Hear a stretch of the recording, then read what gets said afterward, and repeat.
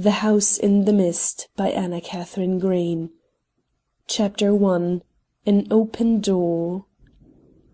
It was a night to drive any man indoors. Not only was the darkness impenetrable, but the raw mist enveloping hill and valley made the open road anything but desirable to a belated wayfarer like myself. Being young, untrammeled, and naturally indifferent to danger, I was not averse to adventure, and having my fortune to make, was always on the lookout for El Dorado, which, to ardent souls, lies ever beyond the next turning. Consequently, when I saw a light shimmering through the mist at my right, I resolved to make for it and the shelter it so opportunely offered. But I did not realize then, as I do now, that shelter does not necessarily imply refuge, or I might not have undertaken this adventure with so light a heart. Yet who knows? The impulses of an unfettered spirit lean towards daring, and youth, as I have said, seeks the strange, the unknown, and sometimes the terrible. My path towards this light was by no means an easy one.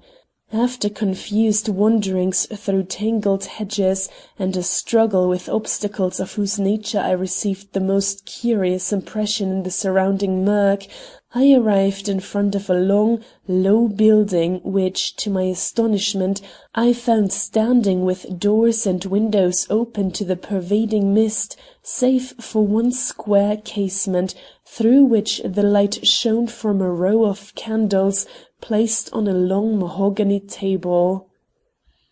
The quiet and seeming emptiness of this odd and picturesque building made me pause. I am not much affected by visible danger, but this silent room, with its air of sinister expectancy, struck me most unpleasantly, and I was about to reconsider my first impulse and withdraw again to the road, when a second look, thrown back upon the comfortable interior I was leaving, convinced me of my folly and sent me straight towards the door which stood so invitingly open. But halfway up the path, my progress was again stayed by the sight of a man issuing from the house I had so rashly looked upon as devoid of all human presence. He seemed in haste, and at the moment my eye first fell on him was engaged in replacing his watch in his pocket.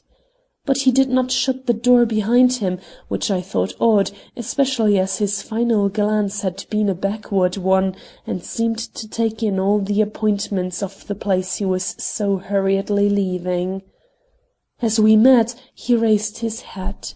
This likewise struck me as peculiar, for the deference he displayed was more marked than that usually bestowed on strangers, while his lack of surprise at an encounter more or less startling in such a mist was calculated to puzzle an ordinary man like myself.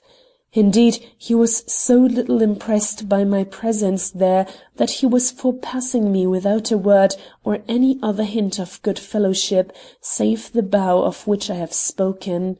But this did not suit me. I was hungry, cold, and eager for creature comforts, and the house before me gave forth not only heat, but a savoury odour, which in itself was an invitation hard to ignore. I therefore accosted the man. "Will bed and supper be provided me here?" I asked. "I am tired out with a long tramp over hills, and hungry enough to pay anything in reason—" I stopped, for the man had disappeared. He had not paused at my appeal, and the mist had swallowed him. But at the break in my sentence, his voice came back in good-natured tones, and I heard: "Supper will be ready at 9, and there are beds for all. Enter, sir. You are the first to arrive, but the others cannot be far behind." A queer greeting, certainly, but when I Sample complete. Ready to continue?